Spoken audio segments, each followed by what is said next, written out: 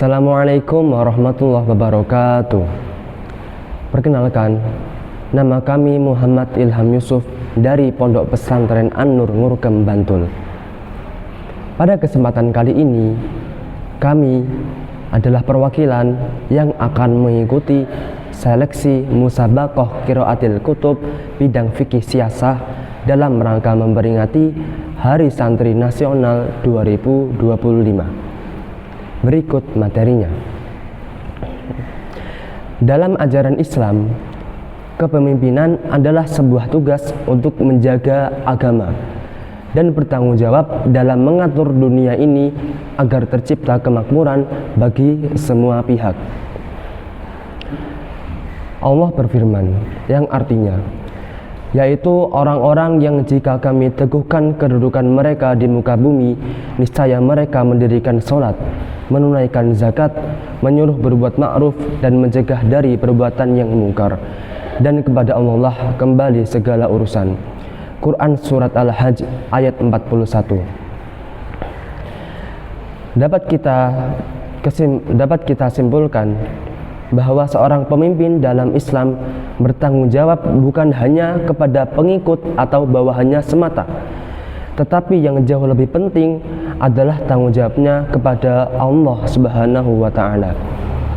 Dalam pertemuan ini, kami akan menjelaskan pentingnya seorang pemimpin dalam melaksanakan tugasnya sesuai porsi yang telah diajarkan dalam agama. Berikut penjelasannya dalam kitab As-Siyasah Asy-Syar'iyyah karya Ibnu Taimiyah. Bismillahirrahmanirrahim. Qala al-musannif rahimahullah ta'ala wa nafa'ana bihi wa bi'ulumihi fid dharaini amin. Bismillahirrahmanirrahim. Wa ahammu ma fi hadzal babi ma'rifatul aslahi wa dzalika innama yatimmu bi ma'rifati maqsudil wilayati wa ma'rifati dhariqil maqsudi fa idza 'araftal maqasida wal wasaila tammal amru. Yang paling utama dalam pemerintahan adalah mengetahui yang paling tepat, dan itu dapat tercapai dengan mengetahui tujuan serta bagaimana cara mencapainya, yang mana keduanya saling terhubung. Pemerintah yang mengetahui A sebagai tujuannya akan melakukan cara 1, 2, 3 untuk mencapainya. Begitu pula pemerintah lain yang mengetahui B sebagai tujuannya akan melakukan cara yang diperlukan untuk mencapainya.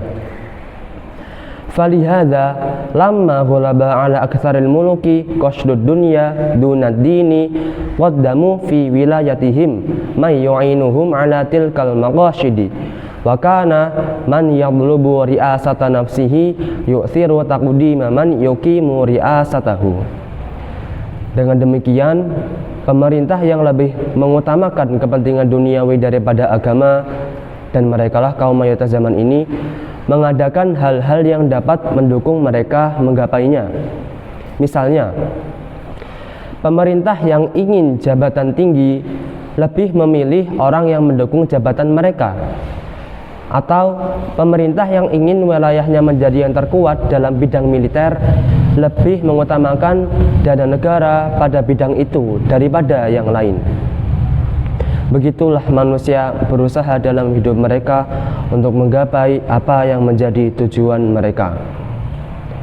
Ibnu Taimiyah berkata, wa qad kanat as-sunnatu annal ladzi yusalli bil musliminal jumu'ata wal jama'ata wa yakhdubu bihim hum umara'ul harbi alladzina hum nuwabu dzil sultani ala ajnadi wa lihadza lamma qadama an-nabiy sallallahu alaihi wasallam Abu Bakrin fi sholati qaddamahul muslimuna fi imaratil harbi wa ghairiha. Pada zaman Nabi Muhammad sallallahu alaihi wasallam telah menjadi kebiasaan bahwa orang yang memimpin sholat Jumat berjamaah juga merupakan panglima perang. Oleh karena itu, ketika Nabi menjadikan sahabat Abu Bakar sebagai imam sholat, kaum muslimin juga menjadikannya sebagai pemimpin dalam perang dan hal lainnya. Ya, Kedua urusan ini dipegang oleh pemerintah yang sama, tidak terpisah. Tidak seperti mayoritas pemerintah saat ini yang menganut sistem sekuler. Sistem yang menetapkan pemisahan urusan agama dari pemerintahan sipil dan negara. Ibnu Taimiyah melanjutkan, kama sta'mala Atabu ibni As-Sidin ala Makkata wa Utsman ibn Abil Ashi ala Taif wa Aliyan wa Mu'adzan wa Aba Musa ala al-Yamani wa Umar ibn Hazmin ala Najran kana naibuhu huwa alladhi yusalli bihim wa yuqimu fihim al-hududa wa ghayruha mimma yaf'aluhu amirul harbi wa kadzalika khulafa'uhu ba'dahu wa man ba'dahum minal mulukil umayyiyina wa ba'dil abbasiyina. Begitu pula ketika beliau Rasulullah SAW menunjuk beberapa sahabatnya, Atab bin Asid untuk ke Mekah, Utsman bin Abi al-As untuk ke Taif, Ali, Mu'ad dan Abu Musa untuk ke Yaman, serta Amr bin Hazm untuk ke Najran. Begitu pula para khalifah setelahnya, Sultan Daulah Umayyah dan sebagian Daulah Abbasiyah. Mereka sebagai pemimpin adalah orang yang memimpin mereka tidak hanya dalam sholat, namun juga dalam menerapkan hukuman dan hal-hal lain yang dilakukan oleh panglima perang. Bahkan tidak hanya dalam urusan sholat dan perang, namun juga dalam urusan pidana dan perdata, dipimpin oleh seorang pemimpin yang tunggal, tidak sekuler, tidak dipimpin oleh pemerintah yang berbeda-beda dengan beragam kelebihannya, namun oleh seorang pemerintah yang memenuhi suatu persyaratan tertentu. Ibnu Taimiyah menjelaskan, wadzalika li'anna ahamma amrid dini as-sholatu wal jihadu. Yang terpenting dalam agama adalah sholat dan jihad. Kedua hal itu, bukan yang lain. Bukan menjadi pemerintah yang terhebat ataupun pemerintah yang terkuat. Yang terpenting adalah pemerintah yang menegakkan, menjaga, dan memelihara kedua hal itu baginya dan seluruh pengikutnya. Urgensi dua hal ini dapat dilihat dari beberapa hal. Yang pertama, walamma ba'atsan nabiyyu sallallahu alaihi wasallam Mu'adzan ilal Yamani qala ya Mu'adzu inna ahamma amrika indi as-sholatu. Ketika Nabi Muhammad mengutus sahabat Mu'adz ke Yaman, yang beliau pesankan kepadanya adalah tentang menjaga sholat, baik untuk dirinya dan seluruh pengikutnya. Bukan pesan untuk memajukan peradaban pengikutnya, maupun pesan memperkuat tentara militernya, apalagi menetapkan sistem pemisahan dari pemerintahan sipil.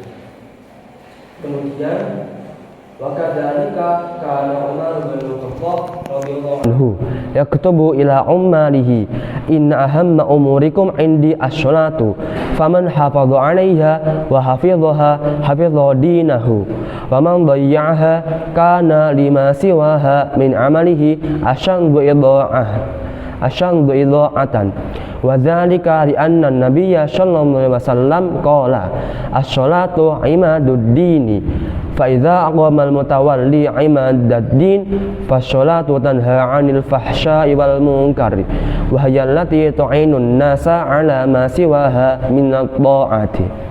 Sahabat Umar berpesan kepada para pegawainya bahwa yang utama bagi mereka adalah sholat. Siapa yang menjaga sholat, maka ia menjaga tiang agamanya. Dengan demikian, apabila seorang pemerintah teguh dalam memegang dan menjaga tiang agamanya dengan sholat, maka sholat itu yang akan mencegahnya dari perbuatan keji dan mungkar. Dan sholat itu juga yang membantunya dalam melakukan ketaatan lainnya. Coba kita renungkan, apakah ada pemerintah yang lebih baik daripada pemerintah yang terjaga dari perbuatan keji dan mungkar, bahkan terdorong untuk melakukan kebaikan? Apakah ada yang lebih baik dari itu? Allah berfirman dalam Quran surat Ad-Dariyat ayat 56, wa ma khalaqatul jinna wal insa illa liya'budun Dalam ayat itu diterangkan bahwa Allah menciptakan jin dan manusia hanya supaya mereka beribadah kepadanya, bukan supaya mereka menjadi yang terkuat dalam militer atau yang termaju dalam teknologi di antara yang lainnya. Manusia hanya diperintahkan untuk beribadah, dan pemerintah merekalah yang sepatutnya membantu mereka melakukannya, melakukan suatu hal yang menjadi satu-satunya penyebab manusia ada di dunia ini. Sehingga pemerintah yang diperlukan adalah seorang yang memiliki kapasitas untuk membantu manusia lain beribadah. Pemerintah yang tentunya sudah bisa menjaga dan memelihara ibadahnya sendiri, sehingga bisa ikut menjaga ibadah yang lain. Itulah substansi dari pemerintahan.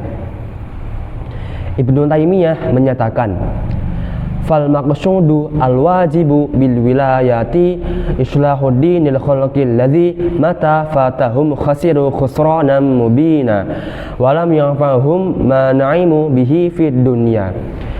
Tujuan pemerintahan yang wajib adalah memperbaiki agama makhluk Allah. Tujuan sejati yang sudah selayaknya ditetapkan. Tujuan untuk kehidupan yang sebenarnya, kehidupan akhirat. Bukan tujuan untuk kehidupan dunia. Tidak ada gunanya bagi mereka apa yang mereka nikmati di kehidupan dunia yang fana ini. Sehingga diperlukan seorang pemerintah yang telah bisa menjaga agamanya sendiri. Itu yang terpenting dan yang paling prioritas. Sedangkan kelebihan pemerintah dalam bidang lain hanyalah sebatas bonus. Wa islahuma la yaqumud dinu illa bihi min amri dunyahum wa huwa naw'ani wasmul mali baina mustahiqihi wa uqbatil mu'tadin. Tujuan kedua yang juga merupakan tujuan wajib pemerintahan adalah memperbaiki urusan dunia yang agama tidak bisa ditegakkan tanpanya. Maksudnya, urusan ini harus terpenuhi supaya agama bisa tegak dengan rasa aman, keadilan, dan pelaksanaan amar ma'ruf nahi mungkar. Ada dua. Yang pertama, membagi harta di antara mustahik atau yang berhak mendapatkannya melalui zakat dan semacamnya, sehingga tercipta keadilan sosial di antara pengikutnya. Kemudian yang kedua, menghukum pihak yang melanggar hukum, sehingga muncul rasa aman untuk beribadah bagi seluruh pengikutnya. Kedua hal inilah tujuan sejati dari pemerintahan. Pemerintahan yang disyariatkan oleh Allah sebagai pencipta kepada manusia sebagai makhluknya. Pemerintahan supaya manusia bisa lebih baik dalam menjalani satu-satunya tujuan mereka diciptakan, beribadah. Dapat kita simpulkan, kepemimpinan dalam Islam sangatlah penting, sehingga pelaksanaannya harus sesuai dengan yang telah disyariatkan, harus sesuai antara porsi dunia dan akhiratnya, sehingga kemakmuran umat bisa tercapai. Khususnya kepada mereka yang telah terpilih menjadi seorang pemimpin, harus selalu ingat bahwa dalam pelaksanaan tugasnya harus selalu berpegang teguh dengan landasan-landasan agama dan tidak berlebihan dalam kepentingan dunia mengalahkan kepentingan akhirat. Dan apabila dalam suatu kepemimpinan yang terpilih bukan orang yang ahli dalam urusan agama, maka hendaknya ia mengangkat seorang yang ahli dalam urusan agama tersebut sebagai pendamping dalam mengambil keputusan, agar dalam setiap keputusan yang diambil selalu ada pertimbangan dari sudut pandang agama, sehingga apa yang menjadi landasan dalam agama Islam dapat terlaksana dengan baik dan maksimal. Demikian materi yang dapat kami sampaikan. Bila ada salahnya, kami mohon maaf. Ihdinas syiratal mustaqim. Assalamualaikum warahmatullahi wabarakatuh.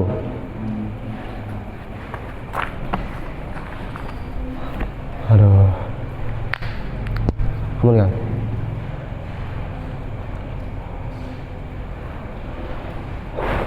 Berapa menit Kang?